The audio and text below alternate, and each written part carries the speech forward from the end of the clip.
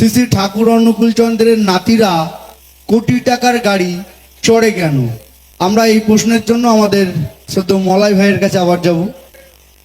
জয়গুরু, যিনি প্রশ্নটা করেছেন তাকে আমি একটা কথাই বলতে চাই।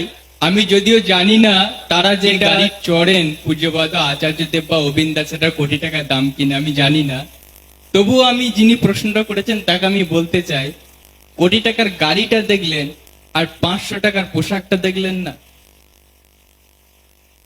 আমি তাকে এটাই বলতে চাই, তিনি আসাম, উড়িষ্যা, ঝাড়খণ্ড এই যে ঘুরে ঘুরে বেড়াচ্ছেন ভারতবর্ষে, 5 স্টার হোটেলে তো তার থাকার কথা, থাকতেই তো পারি। মন্দিরে একটা সাধারণ গেস্ট হাউসে থাকেন, সেটা কি আপনি দেখতে পান না? দ্বিতীয় কথা বলি, এই যে তিনি কোটি টাকার গাড়িতে চড়ছেন, যিনি প্রশ্নটা করেছেন, আমি নিশ্চিত তার বিশ্বাস আমাদের প্রণামী দেওয়ার টাকাতেই, ইষ্টবৃত্তির টাকাতেই তিনি কোটি টাকার গাড়িটাতে চড়েন, আমার বিশ্বাস। তিনি এই ভেবেই প্রশ্নটা করেছেন। তাকে আমি এটা বলি, আপনি কি জানেন আমাদের দেশের প্রধানমন্ত্রীর একদিনের নিরাপত্তার খরচ কত? 1,70,00,000 টাকা। প্রতি ঘন্টায় 7 লক্ষ টাকা। আপনি কি বলবেন যে আমাদের ট্যাক্সের টাকায় নরেন্দ্র মোদী আমাদের দেশের প্রধানমন্ত্রী গাড়িতে চড়েন, কোটি কোটি টাকা খরচ হচ্ছে তার নিরাপত্তার জন্য, আমরা ট্যাক্স দেবো না? কিন্তু তিনি চড়েন। কেন চড়েন?